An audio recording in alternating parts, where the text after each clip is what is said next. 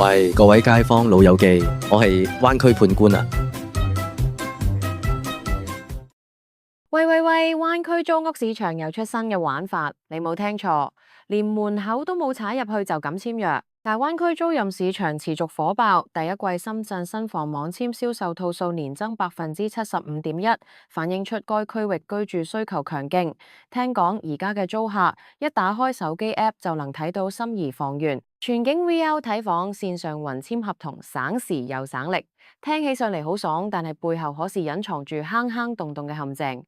今日我就帶你一齊睇下呢啲唔睇房就簽嘅中伏案例。線上雲簽約陷阱，而家好似合富置業嗰啲平台推出咗線上雲簽約，話你足唔出戶都可以簽合約交租金，連樓都唔使睇就可以鎖定單位，乜真係咁神啊！VRAR 睇樓或中或翻車，有啲平台仲自誇有 VRAR 睇樓，全景又或中畫直播，睇到你好似置身現場咁樣，點知有用家話直播畫面同實景係兩回事，感覺中伏。相同實景差10條街，有啲人喺知乎新啲，相同影片早拍定，實際單位採光差，通風唔掂，隔音又衰，現場 feel 同網上睇完全兩個世界。撞正劇情式中伏，海景陽台變冷氣機陣，有房客喺直播聽到海景陽台心郁郁即簽，點知一開窗望出去係一排冷氣外機，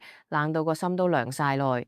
二房東轉三房東，有人貪方便用網上簽約，冇核實房東身份，點知中咗三房東伏，押金冇晒，追都追唔返。App 實拍都唔代表安全，就算用安居、小紅書呢啲主流 App 有所謂實拍影片同電子合約都冇用，虛假盤假房東照樣存在，唔小心分分鐘入坑。快簽快租風險高，根據 CBN Data 報告，95後平均喺睇樓後0.72日內就會簽約，呢種快簽文化其實超高風險，中伏率唔低。安全睇樓提示業界建議睇清楚房東嘅身份證同產權證，唔好亂信直播。就算有 VR， 都建議親身去踩點，實地 check 過先安心。有房客就係冇去實地睇樓，盲簽之後俾中介拎錘追斬，誇張得嚟都係真事嘅。主播現場名場面，有主播唱住海闊天空，話景觀無敵，點知租客搬入先發現冷氣天空。有房客問呢間有冇茶水間啊？主播即刻拎出保鮮紙加泡麵，仲問你要唔要熱水。